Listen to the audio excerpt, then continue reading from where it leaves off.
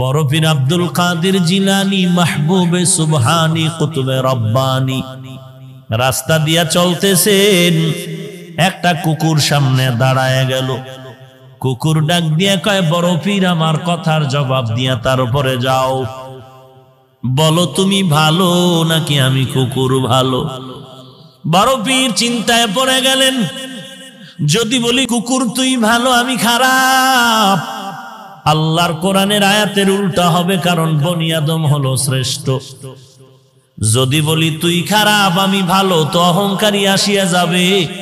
আর যদি বলি আমি খারাপ তুই ভালো, তো কোরআনের আয়াতের উল্টা হয়ে যাবে। এখন আমি খারাপও বলতে পারি না, ভালো বলতে পারি না। আল্লাহর ওলি বান্দা মুরাকাবায় ঢুকলেন, আল্লাহ জবাব দিয়া দিলেন। এই জবাব পাইয়া ডাক দিয়া কয়, কুকুর কবরে যাওয়ার আগে আমি তোকে বলতে পারবো না আমি ভালো নাকি আমি খারাপ, কারণ আমাকে সবাই বড় পীর বলে ডাক দেয়, কিন্তু মরণের পরে আমার সামনে কিছু যাবে না। আমার তিনটা পাতলা কাপড় আমার আসল বিছানা হবে, ওই অন্ধকার কবর 3.5 হাত মাটির ঘর হবে। ওই কবরে যাওয়ার পরে সাথী নাই, বাতি নাই, আল্লাহ পাকের 2 জন ফেরেশতা প্রশ্ন করার জন্য আসবে। আসার পরে 1 নাম্বার প্রশ্ন, রবের পরিচয় দাও। 2 নাম্বার প্রশ্ন হবে, তুমি ধর্মের পরিচয় দাও। 3 নাম্বার প্রশ্ন হবে, তুমি রাহমাতুল লিল আলামিনের পরিচয় দাও। যদি আল্লাহর শুকর জবাব দিতে পারি, তাহলে আমি তখন তোমাকে বলতে পারবো আমি আব্দুল কাদের জিলানী ভালো, তুই কুকুর বড় খারাপ। আর যদি ওই প্রশ্নের জবাব দিতে না পারি, তখন আমার কবর হয়ে যাবে জাহান্নামের আগুন। 1টা নয়, 2টা নয়, 70 থেকে 99টা সাপ কবর ভরে যাবে। 2 পার্শ্বের মাটির চাপ। তখন আমি জবাব দিয়া বলতে পারবো, কুকুর তুই ভালো, আমি মানুষেও ভালো হতে পারলাম না, কারণ আমার কবরের মধ্যে আগুন জ্বলে, আমার আযাব হচ্ছে, তোর কোনো আযাব নাই। ও দুনিয়ার মানুষ, মরণের আগে কবরে গিয়া নাজাত না পাওয়ার আগ পর্যন্ত নিজেকে ভালো মনে করার উপায় নাই। জান্নাতের 10 জন সাহাবী সুসংবাদ পেলেন জমিনে জিন্দা হালাতে। এর মধ্যে 1 নম্বরে আবু বকর, 2 নম্বরে হযরত ওমর। সেই ওমর রাস্তা দিয়ে হাঁটেন আর কাঁদেন। একটা বকরির বাচ্চা হাতের মধ্যে নিয়ে কয়, রে আমি যদি তোর মতো হইতাম কত ভালো হইতো, কারণ তোর মতো বকরির বাচ্চাটা বড় হয়ে যাবে, বনি আদমরা জবাই করে খাবে, হালাল ভাবে ইবাদত করবে, তোর কোনো হাসর নাই, নাসর নাই, কোনো হিসাব নাই, জাহান্নাম নাই। আর আমি ওমরের এত ভয়, আমি যদি আমল না নিয়া কবরে যাই, আমার কবর হবে জাহান্নামের আগুন। এরে আল্লাহর গোলাম, এরে নবীর উম্মতের দল, তুমিও যুবক আমিও যুবক, তুমিও আল্লাহর গোলাম, ওই আল্লাহর আমিও গোলাম। তুমিও যেই নবীকে মানো ওই নবীকে আমিও মানি। তুমি যেই মদিনার পাগল আমিও সেই মদিনার পাগল। তুমি যেই কোরআন মানো আমিও সেই কোরআন মানি। তোমার আল্লাহ আমার আল্লাহ এক, তোমার নবী আমার নবী এক, তোমার কাবা আমার কাবা এক, তোমার কোরআন আমার কোরআন এক, নাকি আপনাদের কোরআন আলাদা? হ্যাঁ, কাবা, নবী, বাইতুল্লাহ, আল্লাহ। এরে নবীর উম্মত, তুমিও যেই দেশের নাগরিক আমিও সেই দেশের নাগরিক। এরে যুবক, আজকে আমি টুপি মাথায় দিলাম, দাড়ি রাখলাম, নামাজ পড়ি, পর্দা করি, হালাল খাই। এই ঠান্ডার ভিতরে ঠান্ডা পানি দিয়ে ওযু বানাইয়া নামাজ পড়া যে কি পরিমাণ কষ্ট, ভাষা নাই বুঝাবার। এরপরও 1 ওয়াক্ত নামাজ বাদ দেওয়ার কোনো সুযোগ নাই। আমি নামাজ পড়তে পারি নাই, মাথাটা গরম হয়ে আছে। কিন্তু আপনাদের ধৈর্যের বাঁধ ছেড়ে যাবে, এজন্য দ্রুত উঠলাম। আবার গিয়ে এশার নামাজ পড়া লাগবে, ফজর পড়া লাগবে। আমাকে যদি কেউ কোটি টাকার লোভ দেখায় বলে হাফিজ ভাই তোমার 1 কোটি টাকা হাতের মধ্যে দিলাম, তুমি 1 ওয়াক্ত নামাজ ছাড়ো, জিহ্বা সব নষ্ট হয়ে যাবে, গলায় ছুরি আসবে, 1 ওয়াক্ত নামাজ আমি ছাড়বো না, আমার টুপি আমি ফালাবো না, আমার দাড়ি আমি ফেলবো না, তোমার পায়ে হাত দিয়া বিনয়ের সাথে মোহাব্বতের সাথে কত ছোট হইয়া বলি বাবা টুপি পরো, মদিনার নবীর আদর্শ মতো চলো, ইবাদত করো। তুমি টুপি মাথায় দিতে চাও না, আর আমি টুপি মাথার থেকে ফেলতে চাই না। তুমি নামাজ পড়তে চাও না, আর আমি নামাজ ছাড়তে চাই না। অথচ তোমার আল্লাহ আমার আল্লাহ এক, তোমার নবী আমার নবী এক। তুমিও যেই কোরআন মানো আমিও সেই কোরআন মানি, তুমিও যেই আল্লাহর গোলাম হইয়া দাবি করো আমিও সেই আল্লাহর গোলাম দাবি করি। অথচ তোমার নামাজ পড়তে ভালো লাগে না, আমার নামাজ না পড়লে ভালো লাগে না। ব্যাপারটা কি একটু চিন্তা কর। চিন্তার আর কিছুই নাই, একমাত্র চিন্তা হলো গুনাহ নিয়ে কবরে গেলে কবরে জাহান্নামের ভয়। এরে আল্লাহর গোলাম, তোমার কবরে তুমি যাইবা, আমার কবরে আমি যাব। তোমার জবাব তুমি দিবা, আমার জবাব আমি দিব। তোমার কবরের শাস্তি তোমার ভোগ করতে হবে, আমারটা আমার। তাহলে আমি তোমার পায়ে হাত দিয়া এত ঠেকা কি তোমাকে বুঝান লাগবে? ওই প্রশ্ন শুধু আমার উপরে না, ওই প্রশ্ন নবীর উপরে, ওই প্রশ্ন সাহাবায়ে কেরামের উপরে। সব মানুষ যদি জাহান্নামে যায়, আল্লাহ আমাকে জিজ্ঞাসা করবে না কেন জাহান্নামে গেল? তাহলে এত কষ্ট করে পায়ে হাত দিয়ে মানুষকে বুঝানোর কি প্রয়োজন? একমাত্র কারণ আপনিও জ্ঞানী মানুষ, রাস্তা দিয়ে হাঁটতেছেন, যদি দেখেন পানির কিনারে একটা শিশু বাচ্চা পানি নিয়ে খেলে, আপনি দ্রুত ডানে বামে তাকায় দেখবেন এই বাচ্চাটার কেউ মুরব্বী আছে নাকি। যদি দেখেন নাই, দৌড়াইয়া বাচ্চাটারে ধরবেন। এই বাচ্চার মা বাবা কই, ভাইয়েরা কই, তাড়াতাড়ি ঘরে নিয়ে যাও। বাচ্চায় কিন্তু খেলার মজা পাই আপনাকে চিমটি দিবে, লাত্তি দিবে, আপনাকে ভালো জানবে না, আপনি খেলতে চায়। আপনি জ্ঞানী, যত চিমটি দেখ আর লাত্তি মারুক, আপনি বাচ্চাটারে একা পানির কিনারায় রাখিয়া যাবেন না। আপনি যে কোনো উপায় একজন মুরব্বীর হাতে দিয়ে তারপরে যাবেন, কারণ আপনার জ্ঞান এমন কাজ করতেছে যে বাচ্চা তুই আমারে যতই লাথি দাও তোরে পানির কিনারায় ফেলে যাব না, কারণ তুই তো বুঝো না খেলার মজা করতে করতে যদি পানির মধ্যে পড়িয়া যাও, তুই তো সাঁতার জানো না, তুই তো পানির মধ্যে পড়ে মরিয়া যাবি, তোর মা কাঁদবে, তোর বাবা কাঁদবে। অতএব আমার তুই চিমটি দিলেও তোরে পানির কিনারায় ফেলে যেতে পারি না।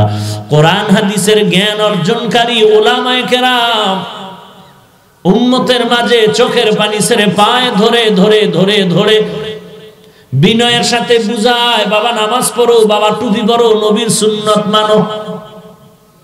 কারণটা কি? ও বান্দা, তুমি টুপি মাথায় না দিয়া নামাজ না পড়িয়া জাহান্নামের কিনারায় তুমি খেলা করতেছো। তুমি গান শুনতে মজা পাও, নাচ দেখতে মজা পাও, তুমি নামাজ না পড়লে বড় আরাম পাও। কিন্তু তোমার তো জানা নাই এই অবস্থায় যদি তুমি খেলতে খেলতে আজরাইলের হাতের মধ্যে তোমার রূহটা চলিয়া যায়, একটা ধাক্কা দাও মাত্র তুমি জাহান্নামের মধ্যে পড়ে যাবে। আর এমন জাহান্নাম, তোর মা কাঁদবে, বাবা কাঁদবে, ওই জাহান্নাম থেকে বাঁচানোর কোনো উপায় নাই। এই জন্য আলেম ওলামা আল্লাহওয়ালারা মানুষের পায়ে ধরে ধরে ধরে ধরে মানুষকে দাওয়াতের কাজ করলেন। মদিনার থেকে খাজা মুঈনুদ্দিন চিশতি আজমিরি ভারতের জমিনে আসলেন, মানুষের দাঁড়ে দাঁড়ে গিয়া কালেমার দাওয়াত দেওয়ার কারণে 90 লক্ষ বিধর্মী তার হাতে কালেমা পড়েছে। খাজা মুঈনুদ্দিন মনটা বড় খুশি, মায়ের কাছে গিয়া হাসে, কত আনন্দ। মা বলে কি ব্যাপার?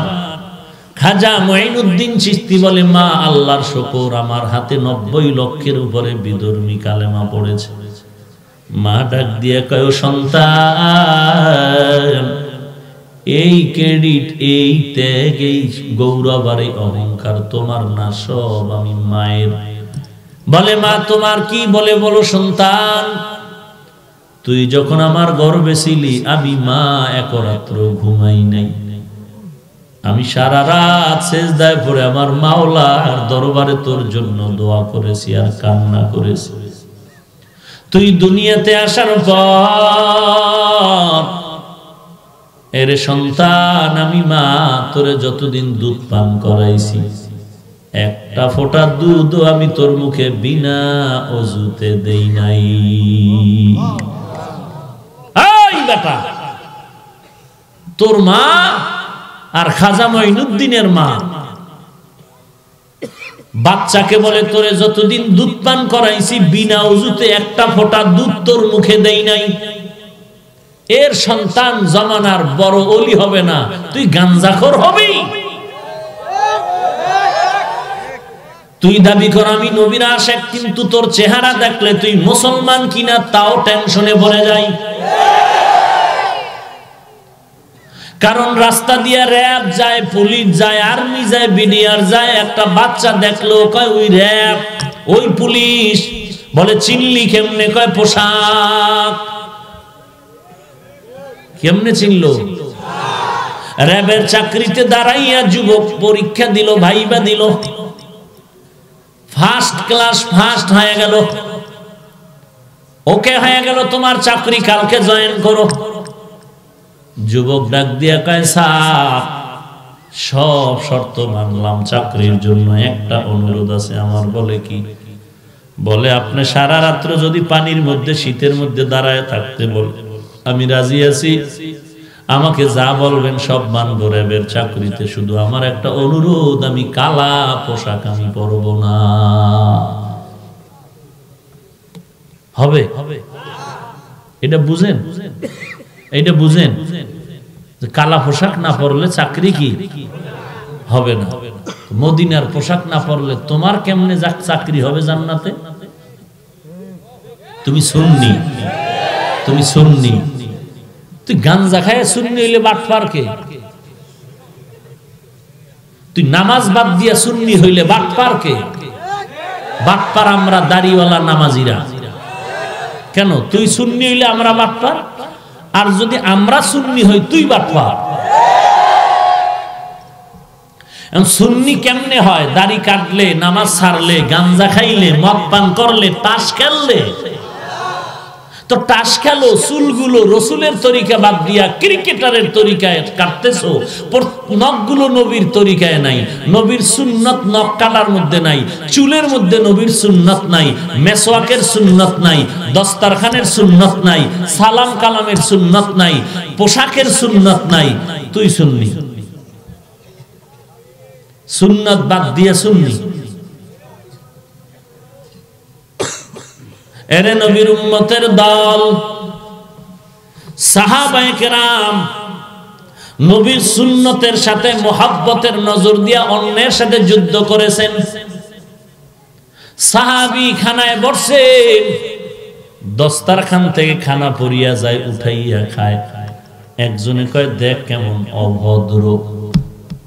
সাহাবী চিৎকার করে বলেন আতরুকু সুন্নাত হাবিবি লিহাউলাইল হুমাকা,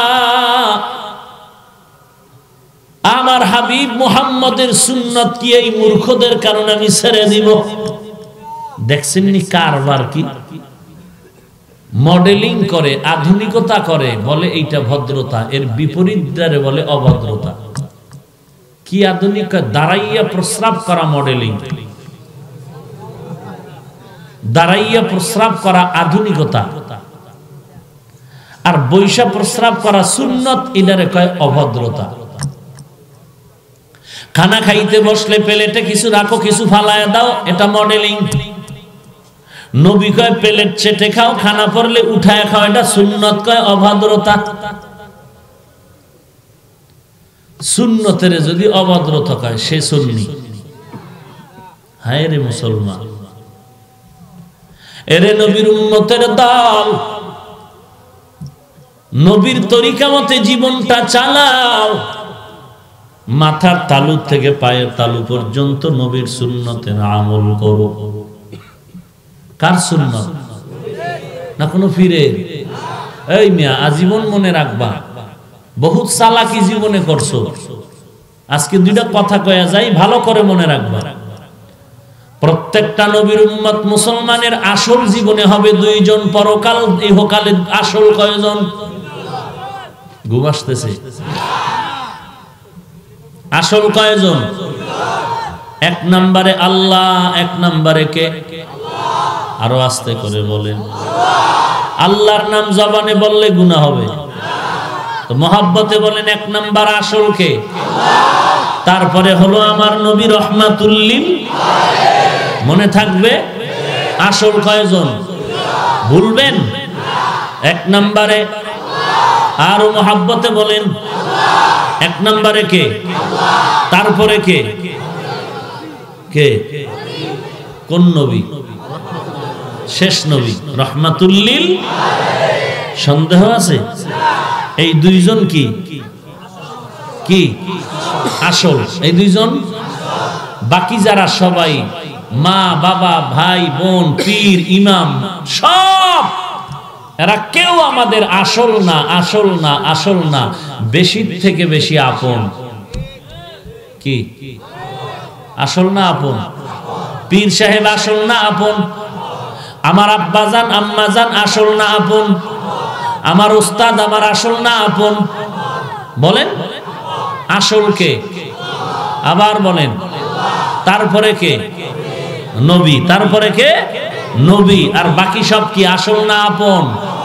পীর সাহেব বলেন না কেন? আচ্ছা, পীর সাহেব যে আপন, ভাই আপন, উস্তাদ আপন, কতক্ষণ? আমার আসল ঠিক রাখবে যতক্ষণ। আসল কে? তারপরে নবী। এই নবী আর আল্লাহ, এই দুইজনকে পীর সাহেব মানলে আমার আপন, না মানলে আমার দুশমন। এই কথায় যারা একমত না তারা বেঈমান। তারা কি? আপনারা কি একমত? আমার পীর আসল না আপন? বলেন আমার পীর সাহেব যে আপন কতক্ষণ? আমার পীর সাহেব যে আপন কতক্ষণ? আমার আল্লাহ এবং নবীজিকে মানবেন যতক্ষণ। পীর সাহেব স্বর্ণের আংটি দেয়, গলায় স্বর্ণের চেইন লাগায়, প্যান্ট শার্ট টাই পরে, নবী মানলো? বলেন যেই পীর নবী মানে না ওই পীরকে আমরাও মানতে পারি না। বলবেন এই পীর কি আছে বাংলাদেশে? সোনার বাংলায় নাই কি? পৃথিবীতে যত বেঈমানি আর বাটপারি যা না আছে, সোনার বাংলায় ইসলাম নিয়ে সব বাটপারি চলে। কেমন বাটপারি? বলে বাইতুল্লাহ হজ করা লাগবে না, ঢাকা দোহার থানায় হজ বাবা আছে।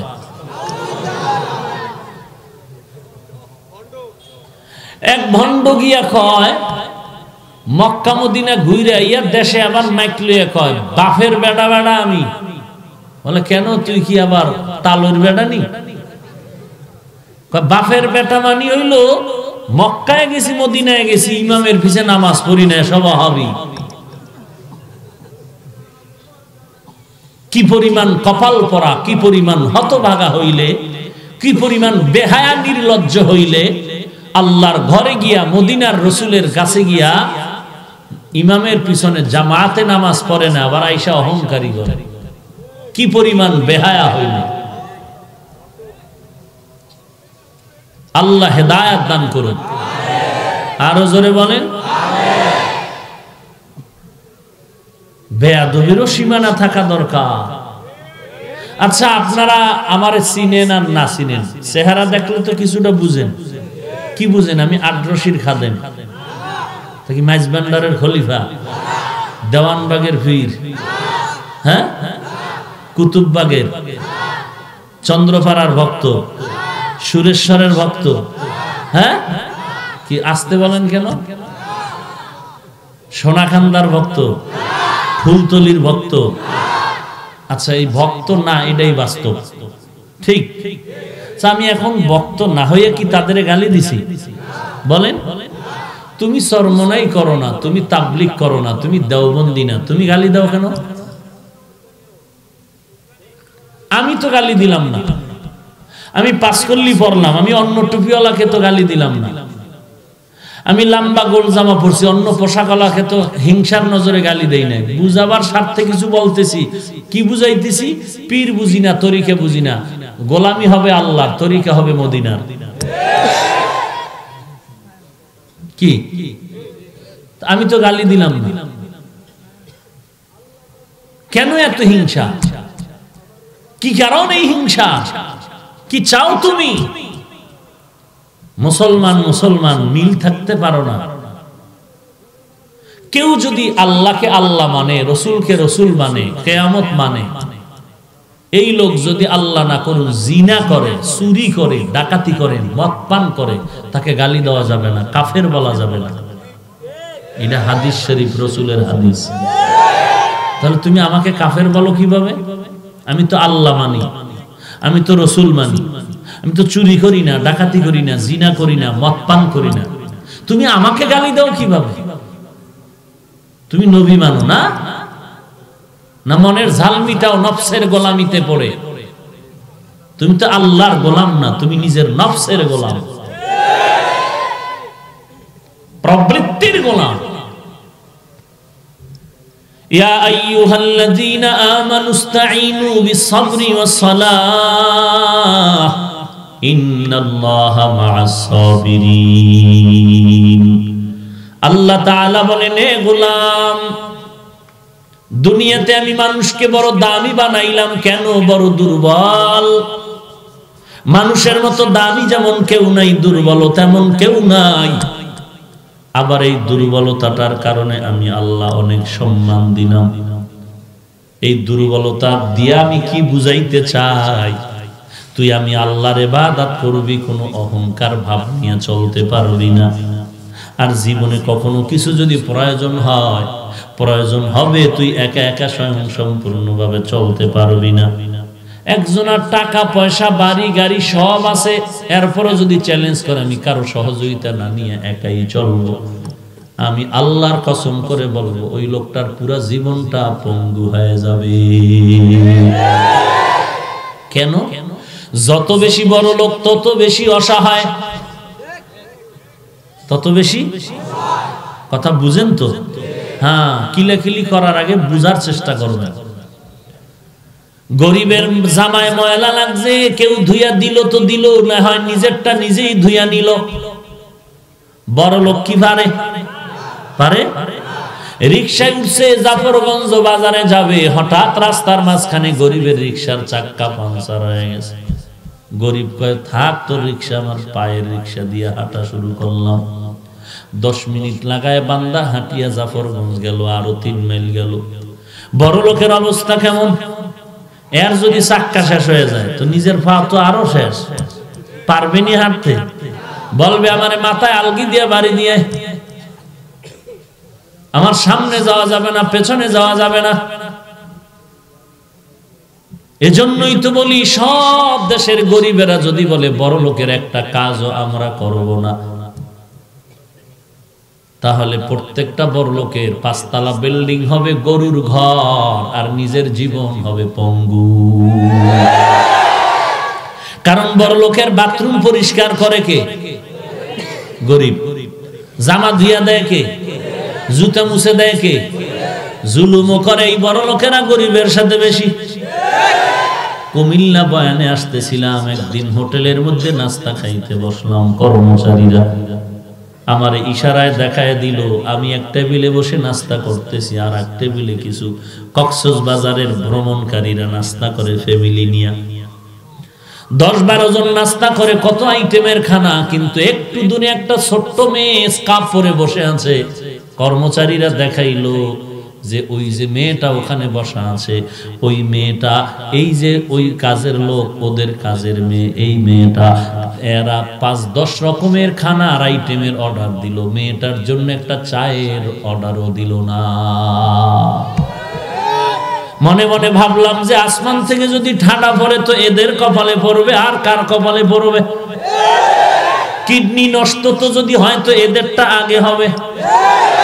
10 তলা বিল্ডিং এ আগুন লাগলে তো এদেরটাই আগে লাগবে। লাগেও তো, লাগে না? কেমন লাগে জানেন? 14 তলা বিল্ডিং, কয়তলা? জায়গার নাম গাজীপুর।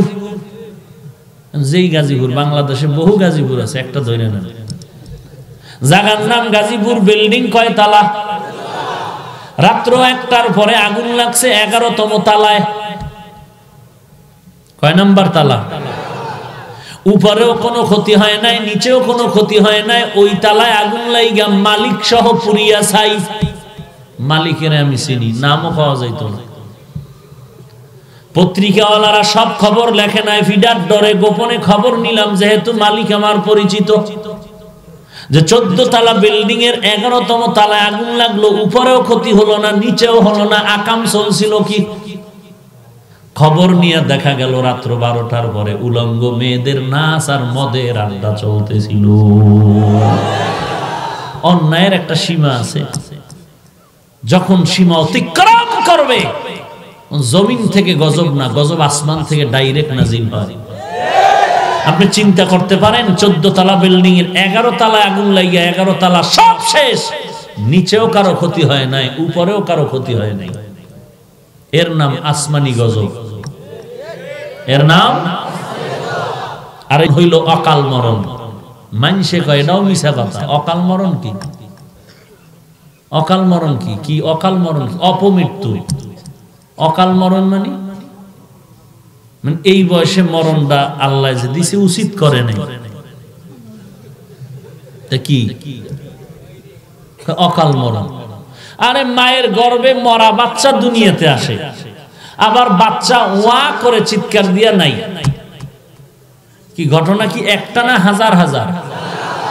বিয়া করছে বাসর রাতে যাওয়ার আগে মরণ, মেট্রিক পরীক্ষা দিছে রেজাল্ট আসার আগে মরণ, ঘর থেকে বের হইছে বাজারে যাওয়ার পরে আসার পথে মরণ, বাবার আগে ছেলের মরণ। অকাল কি? আল্লাহ তো সবই ঘুরে ঘুরে কাল বানাইছে, তুমি অকাল ভাইলা কই? হায় হায়, বেশি কইলেও আবার সমস্যা, না কইলেও পারি না। কারণ সঠিক কথা না বললে মানুষ ব্যাঠিকটাকেই সঠিক মনে করে। আল্লাহ সব ভাইকে হেদায়েত দান করেন।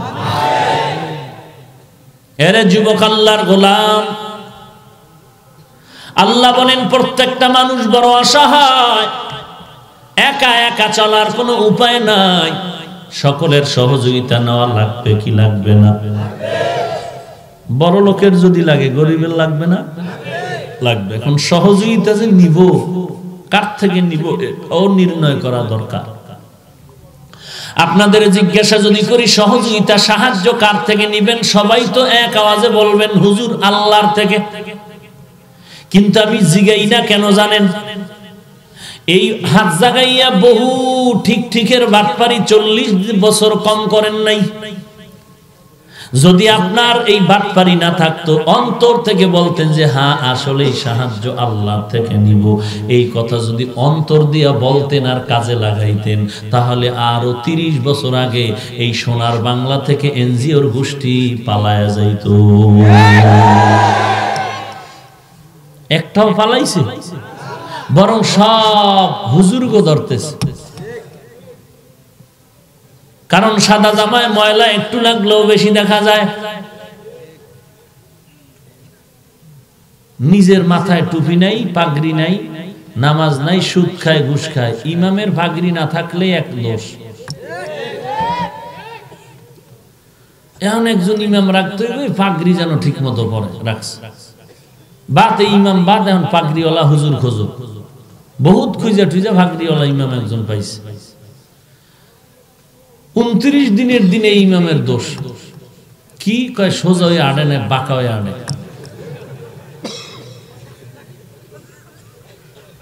বুঝেন নাই? বাদ এটা একজন ইমাম ডাকো যেন সোজা হয়ে হাঁটে।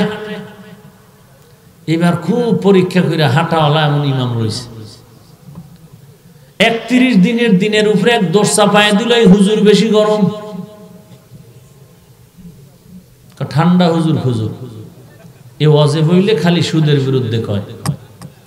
এই সুদের বিরুদ্ধে কইলি সভাপতি ধরা, সেক্রেটারি হাফ ধরা।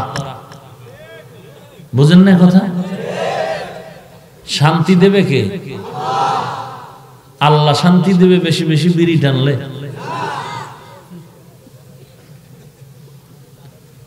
ঠান্ডা হুজুর খুঁজো, এই হুজুর বিদায়। আর বিদায়ের সিস্টেম কি? কয় হুজুর আপনি বাড়িতে ঘুরে আইয়েন, যখন বাড়ি গেছে কয় আর আইয়েন না। কেন? সমস্যা আছে। বহুত খুঁজে এক ঠান্ডা হুজুর পাইছে। এ হুজুর এমন ঠান্ডা যে বইলে আর দাঁড়ায় না, এই ইমাম হবে না। এই ঝামেলা মসজিদ গুলোতে কেন? শিয়ালের হাতে মুরগি আমানত দিলে যেই দশা, বেনামাজি সুদখোরের হাতে ধর্মের চাবি দিলে সেই দশা। কি বলেন? আপনারা ঠিক কইলেও ঠিক, না কইলেও ঠিক। আল্লাহ সবাইকে হেদায়েত দান করুন। আর এই কথা যদি আমি কইছি, আর কোন বক্তা কয়, আর কোন ইমাম কইলে তো উপায় নাই। সূর্য ডুবার পরে উড়ার আগে টাইম। সারা বাংলাদেশ ঘুরে তো আর কম দেখি না। জুমার নামাজ পড়ায় খতিব সাহেব বসে আছে, মুসল্লিরা সালাম কালাম। একজনে কয় হুজুর একটা প্রশ্ন, এই বিষয়টার ব্যাপারে একটা জানতেছে, হালাল না হারাম। পণ্ডিত পাশে বয়ে জীবনে আউযুবিল্লাহ পারে না, কয় তুমি হুজুরের দাও, আমারে দেখো না, তুমি আমারে না জিগাইবা, এটা তো হারাম। আন্দাজে হারাম কয়ে ভালো হয়েছে। হুজুর জিব্বায় কামড় দিছে, জিব্বায় কামড় দিতে না দিতে আবার হুজুরের কয় কি হুজুর ঠিক আছে না? হুজুর যদি কয় ঠিক নাই তো চাকরি আড্ডাও শেষ। ওই যে শিয়ালের হাতে মুরগি আমানত। রাগ করেন? আল্লাহ হেদায়েত দান করুন। তবে এই ঝামেলা মুক্ত করার রাস্তা একটা আছে, খুব মোহাব্বতে। সব যুবক যদি মসজিদে যাও, টাইট হয়ে যাবে গোটা দেশের মসজিদ গুলো। কারণ যুবক যেদিক, বিজয়ের গান সেদিক। বুড়াকে কোনো অস্টাজ লাগবে না। যুবকরা যদি মসজিদে যায়, আর আজকে ফজরের সময় একটা স্লোগান দিতে পারো 50 জন যুবক, যে একটা বেনামাজি পাইলে গিরা গুড়া ছুটে এলাম। মুরব্বীরা অজু ছাড়া মসজিদে যায় কাতার সোজা করো, যে অজু যেই ঠান্ডা, অজু না করলে হইব। ফিডার থেকে অজু ছাড়া নামাজ পড়া ভালো। অতএব যুবক, যদি কেউ পায়ে ধরলে তুই আসবি, তোর পায়ে হাত দিতে আমি রাজি। মসজিদের দিকে আয়। কয়দিন তোর এই বয়সে আর তোর বাপের বয়স মিলায় দেখ, তোর এই বয়স আর তোর বাবার বয়স মিলায় দেখ, তোর বাবা এই বয়সে কি পরিমাণ গুনাহ করছে আর তুই কি পরিমাণ করছিস। তোর বাবার টোটাল বয়সে এত পরিমাণ গুনাহ করেনি, তুই এই অল্প বয়সে যেই পরিমাণ গুনাহ করেছ। তুই তো গুনার ফাউন্ডেশন মোবাইল নিয়ে বসে আছিস। না তোর চরিত্র ঠিক আছে, না তোর আখলাক ঠিক আছে, না তোর যৌবন ঠিক আছে, না তোর জীবন ঠিক আছে, না তোর লেখাপড়া ঠিক আছে।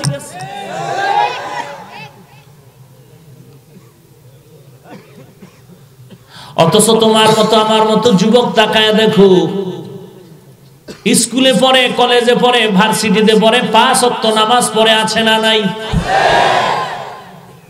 কিয়ামতের ময়দানে আল্লাহ যদি তোর সামনে এরে দাঁড় করায় বলে, ও পারলো, তুই কেন পারলি না? কি জবাব দিবে রে যুবক?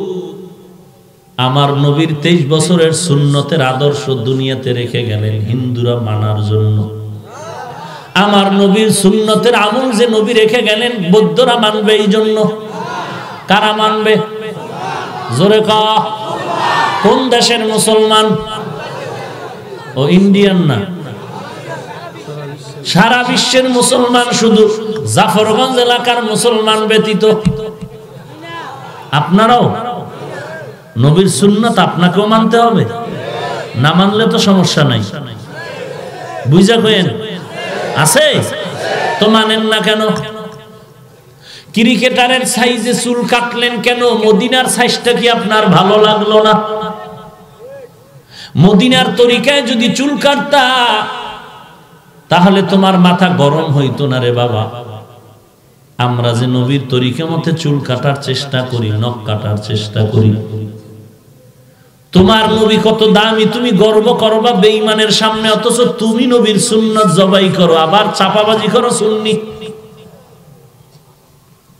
যতদিন পর্যন্ত মাথার চুলগুলো মদিনার লাইনে রাখতে পারবি না, নখগুলো নবীজির তরিকায় কাটতে পারবি না, ততদিন পর্যন্ত সুন্নি দাবি করবি না। যেদিন মদিনার নবীর লাইনে চুল কাটতে পারবা, রাখতে পারবা, নখ কাটতে পারবা, রাখতে পারবা, পোশাক করতে পারবা, পড়তে পারবা, সেদিন তোমার দাবিও করা লাগবে না, আল্লাহর আদালতে তোমার সুন্নি খাতায় নামটা উঠে যাবে। तो को जाओ सुन्नते अहमद को जा बा मुहम्मद कैबुअद निस्बत तोरा कार शैता मी कुनी नामत बोली गरवली लानुतास्ताए बरवली। সাহায্য ছাড়া চলা যাবে না? লাগবে? লাগবে নি? কেউ স্বয়ং সম্পূর্ণ একা চলা যাবে? সাহায্য অবশ্যই লাগবে, তবে কার থেকে নিবা তাও নির্ণয় করে নিতে হবে। এরে বান্দা, কার থেকে সাহায্য নিবা? তিনটা দুর্বলতা যার মধ্যে নাই তার থেকে সাহায্য নিবা। এক নম্বরে যার পিছুটান নাই, দুই নম্বরে যার অভাব নাই, তিন নম্বরে যার স্বার্থ নাই। এইবার খুঁজো বাংলাদেশ সহ গোটা দুনিয়াতে এমন একটা লোক পাওয়া যাবে কিনা যার পিছু টান নাই। প্রত্যেকটা মানুষের পেছনে টান, ছেলে টানে, বাবা টানে, মা টানে, স্ত্রী টানে, জামা দাও, কাপড় দাও, বাড়ি দাও, ঘর দাও, খানা দাও। তাহলে পিছু টান ছাড়া কেউ নাই। সবার পিছনে টান আছে, নিজের পেটের ধান্দা, ছেলে মেয়ের পেটের ধান্দা, চিন্তায়। এই জন্য আজীবন যদি কয় কেউ খাবে কেউ খাবে না, ও জনমের মতো খাই দিছে কবর জান্নাত বানানোর জন্য। বিশাল প্যান্ডেল করছে, ভিআইপি বেনামাজি চেয়ারে বাবা, গরিব সব আউট অফ প্যান্ডেল। আর হুজুর এক চিপার মধ্যে বয়া কয় এখানে খায় লয়ে যান গা, বলে হ্যাঁ নাকি, ওদিকে তাকায় লাভ নাই। অথচ সুদ করবে নামাজি মোনাজাত করলে একটা মোনাজাতও কবুল হবে না। আমার বাবার বানানো কথা। যারা কোরআন শরীফ মোটামুটি বাংলা বুঝেন, সূরা বাকারা 275 নাম্বার আয়াতের ব্যাখ্যাগুলো একটু পড়িয়া দেখেন। বড় আফসোস, চিন্তাও করলাম না কোন দিন কবরের ডাক এসে যাবে, খবর নাই। গত বছরও কিন্তু আপনাদের এখানে আসছিলাম, বয়ান চলছিল, মানুষও ছিল, আজও কিন্তু মানুষ আছে, বয়ানও চলতেছে। একটু গভীরভাবে খোঁজ নাও, গত বছরের অনেক বান্দা এই ময়দানে আজকে না, কই গেছে?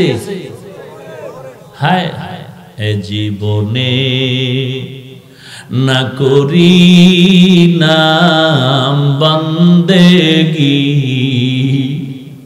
এ জীবনে না করি নাম বন্দেগি,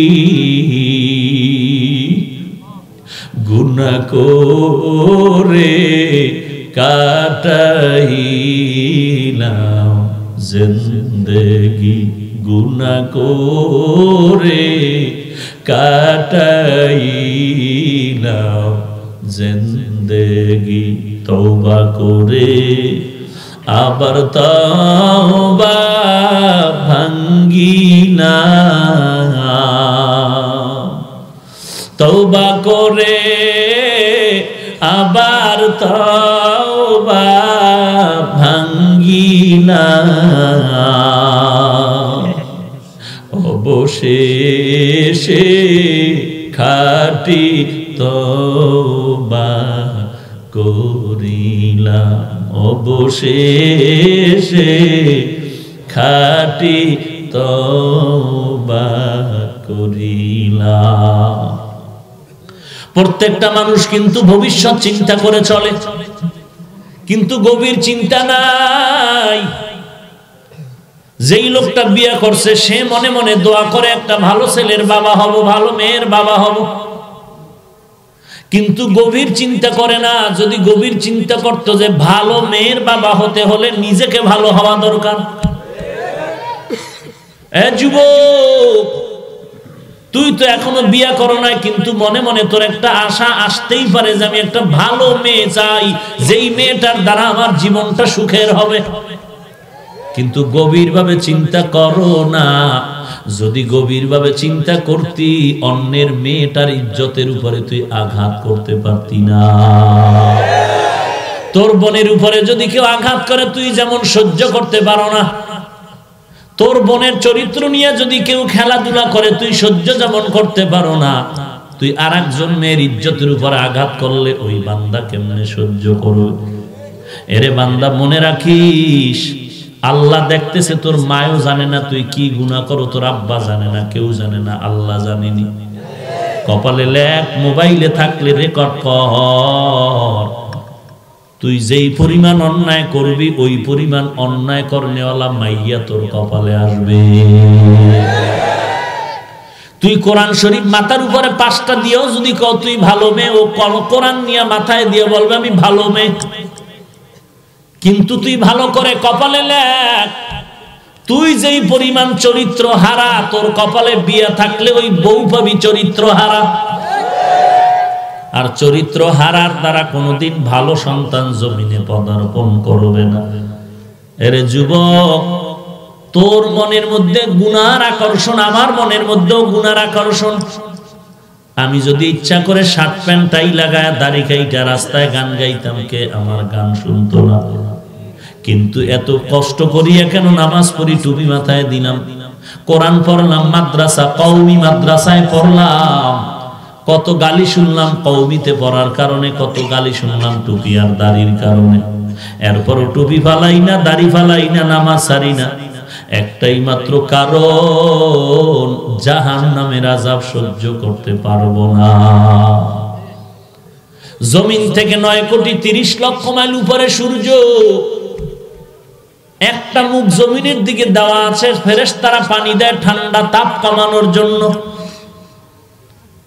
কিয়ামতের ময়দানে নবী বলেন, এই সূর্য মাথার উপরে নেমে আসবে, এই জমিনটাই হবে কিয়ামতের মাঠ। পুরা জমিনটা হবে কিয়ামতের মাঠ। সূর্য নেমে আসবে, 12টা মুখ আল্লাহ বলবে ছেড়ে দে। সূর্যটা নিচের দিকে এসে মাথার উপরে এসে 12টা মুখ তা ছেড়ে দিয়া বলবে যত তাপ আছে ছেড়ে দাও। নবীজি বলতেছেন, প্রত্যেকটা সূর্যের মুখের তাপের কারণে জমিন থাকবে মাটির হয়ে যাবে তামা। বেঈমান আর গুনাহগারের মাথার মগজগুলো টাস টাস করে ফেটে যাবে। পায়খানার রাস্তা দিয়ে পেটের নাড়ি বুড়িগুলো পড়ে যাবে। ওদিকে জাহান্নামের আওয়াজ। ও আল্লাহ, গুনাহগার গুলো যারা আছে, আল্লাহ তোমারে মানে না, কোরআন মানে না, ওই গুনাহগার গুলো আমার পেটের মধ্যে দাও, আমার পেটে ক্ষুধা। এরে যুবক, কয়দিন আর দুনিয়াতে বাহাদুরি করবি? একটু চোখ বন্ধ করে বালিশে মাথা লাগায় বাতিটা নিবায় যখন ঘুমাইতে যাও, 2টা মিনিট চিন্তা কর, জীবনে কোথায় কি কোন সময় কি অন্যায় করছো কেউ জানে না, আল্লাহ জানে, তুই জানো। আল্লাহ তোর এই গুনার খবর যদি তোর মায়ে জানতো, তোর মা যে তোর জন্য কলিজা দিয়া কষ্ট করছে, তোর লাথি মেরে তাড়ায় দিত। তুই এই বয়সে যেই পরিমাণ গুনাহ করছো, এই গুনার খবর যদি তোর সাথের বন্ধু টের পাইতো, তোরে আর বন্ধু বলে পরিচয় দিত না, লাথি মেরে তাড়ায় দিত। এই বয়সে যেই পরিমাণ অন্যায় করেছো, এই অন্যায়ের খবর তোর ভাই জানলে তোর ভাই বলে পরিচয় দিত না।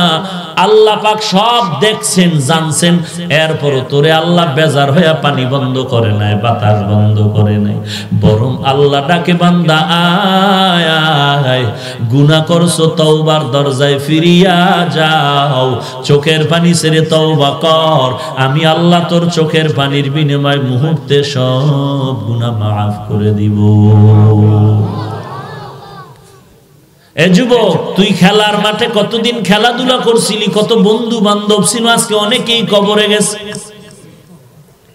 লেখাপড়ার টেবিলে কত বন্ধু নিয়ে আড্ডা করেছো, আজকে অনেক বন্ধু তোর কবর দেশে চলে গেছে। তুই যে এখানে ওয়াজে বসছো, ঘর পর্যন্ত যাওয়ার গ্যারান্টি আসেনি? সিলেটে ওয়াজে গেলাম একবার, মোনাজাতের সময় একজনে কয় হুজুর বয়ান শুনতে আসার সময় একদল যুবক অ্যাক্সিডেন্ট হয়ে রাস্তায় মরিয়ে গেছে। আর এক জায়গায় শুনলাম মোনাজাতের পর বাড়িতে যাওয়ার সময় অ্যাক্সিডেন্ট হয়ে একদল যুবক কবরের দেশে চলে গেছে। ও যুবক, তুই তো জানো না যে আজকে আমার মরণ হবে? আজকে তুই এখান থেকে হাসি মুখে বিদায় নিবি, বাড়ি পর্যন্ত যাবি, মায়ের টেলিফোন করবি, মা আসতেছি, তোর মা অপেক্ষা করো। কিন্তু তুমি জানো না যে তোমার লাশ হইয়া মায়ের কাছে যেতে হবে। তোমার তো জানা নাই। তুমি মনে করছো ভালো মানুষ, আমি মরবো কেন? কিন্তু এমন এক যুগ এখন আসছে গুনার কারণে ভালো মানুষ হঠাৎ কয় বুকে ব্যথা, পড়লো আর মরে গেল। এ যুবক, দুইটা পা যদি আগায় দেও, আমি পায়ে হাত রেখে বলবো জাহান্নামের আযাব সহ্য করতে পারবি না। আল্লাহ তোরে বিবেক দিছে, একটু চিন্তা কর। কোরআন সত্য, আল্লাহর নবীর কথাগুলো সত্য। বহু বেঈমানেরা চেষ্টা করেছিল কোরআনের মধ্যে কোনো ভুল বের করা যায় কিনা, আজও পর্যন্ত কোরআনের একটা ভুল বের করতে পারে নাই। বরং কোরআনের ছায়াতলে ভুল ধরতে গিয়া আজকে কত বেঈমান কালেমা পড়ে মুসলমান হলো। নবীজির আদর্শ দেখিয়ে আমেরিকার বৈজ্ঞানিক নীল আর্মস্ট্রং, মাইকেল কলিন্স কালেমা পড়ে মুসলমান হলো। ভারতের সন্তান অক্সফোর্ড বিশ্ববিদ্যালয় থেকে ডক্টরেট ডিগ্রি নিল, টাকা পয়সার অভাব নাই। নবীজির আদর্শের ইতিহাস পড়িয়া বান্দা কালেমা পড়ে মুসলমান হলো, ইসলামুল হক নাম দিল। ওই পাকিস্তানের হিন্দি গানের শিল্পী একটা গান গাইলে কোটি টাকা তার হাদিয়া। এখনো ইন্টারনেটে ঢুকিয়া দেখবি জুনায়েদ জামশেদ লেখা সার্চ দিবি হিন্দি গান। কিন্তু আল্লাহর বান্দা কালেমার পতাকায় চলে আসলো নবীর আদর্শ দেখার কারণে। তার চেহারার দিকে, ইসলাম কবুলের পরে বান্দার চেহারার দিকে তাকাইলে মনে হয় বড় কোনো মসজিদের হুজুর। কয়েক বছর আগে তার ফ্যামিলি সহ একটা সফরে যাইতে বিমান দুর্ঘটনায় দুনিয়া থেকে বিদায় হয়ে গেল।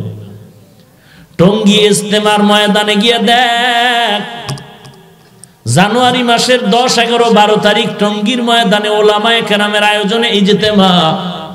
ওখানে গিয়া দেখবা বিশাল মাঠের মধ্যে এইরকম তাবু লাগানো আছে, শুধু নব মুসলিমদের তাবু। ওখানে গিয়া দেখবা কত বিদেশ থেকে, হিন্দু থেকে মুসলমান হইয়া আজকে এখানে কোরআন পড়তেছে। খ্রিস্টান থেকে মুসলমান, ইহুদি থেকে মুসলমান, বৌদ্ধ থেকে মুসলমান। আর তুই সেই নবীর উম্মত হইলি। আল্লাহরে কোনোদিন বলো না আল্লাহ তুমি আমাকে আখেরি নবীর উম্মত বানায় দিও। আল্লাহ দয়া করে সেই নবীর উম্মত বানাইছেন, অথচ সেই নবীর উম্মত হয়ে মুসলমানের ঘরে জন্ম নিয়ে সেই আল্লাহর নবীর আদর্শ মানলি না, জবাই করে দিলি। কয়দিন আর এই বাহাদুরি করবা? আল্লাহর নবীর মুহাব্বত অন্তরে জমা করিয়া তওবা করো। জীবনে আর নামাজ ছাড়বা না, বেপরদায় চলবা না। জীবনে আর কোনোদিন মা বাবার সাথে বেয়াদবি করবা না। আমি বলি না সবাই মাদ্রাসায় আইসা হুজুর হয়ে যা, না না। স্কুলে আসো, পড়ো, কলেজে পড়ো, ভার্সিটিতে পড়ো, ডাক্তার, ডক্টর, ইঞ্জিনিয়ার হও, আমি দোয়া করি।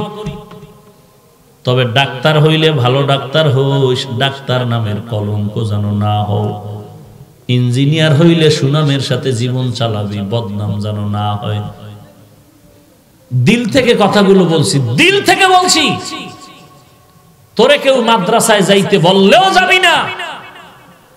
তুই স্কুলে পড়, ডাক্তার হ, তোর মতো মুসলমানের বাচ্চা আমার দরকার। কারণ বেঈমানেরা কিন্তু এক হয়ে গেছে, মুসলমানের সাথে একটা যুদ্ধ লাগাবে লাগাবে ভাব। হঠাৎ করে যদি বেঈমানেরা কয় মুসলমানের আমগো কোনো ঔষধ দেওয়া হবে না, তখন তুই দাঁড়াইয়া মুসলমানের পরিচয় দিয়া বলবি, হে বেঈমানের বাচ্চারা শোন, তোদের ঔষধ লাগবে না, আমরা মুসলমানের জন্য মুসলমান ডাক্তারেরা যথেষ্ট। তবে বেঈমানের পদঙ্ক অনুসরণ করিয়া ডাক্তার হয় না। নিজের পবিত্র জীবনটা নিয়ে ডাক্তারি যদি হতে চাও, ইঞ্জিনিয়ার হতে চাও, আমার 3টা কথা কলম কাগজে লেখা ঘরে টানায় রাখ। আমার তিনটা কথা যদি মানতে পারো, তুই ইঞ্জিনিয়ার, ডাক্তার, ডক্টর হবি, তোর ফুলের মতো জীবন হবে জমিনে। মরিয়াও যদি যাও, মাটি পর্যন্ত তোর জন্য দোয়া করবে। এক নাম্বার অনুরোধ হলো, জীবনে কোনো দিন মোবাইলের আপন বানাবি না। দুই নাম্বারে দুষ্ট বেয়াদব ছেলেদের বন্ধু বানাবি না। তিন নাম্বারে কোনো মুরব্বীদের সাথে বেয়াদবি করবি না। স্টাম্প দে আর কলম দে, আমি দস্তখত দিয়া যাই। এই তিনটা কথা যদি মানিয়া চলতে পারো, তুই ডাক্তার ইঞ্জিনিয়ার হলেও মুসলমানের গৌরব হয়ে থাকবি আজীবন। তুই মরে গেল মাটি দোয়া করবে।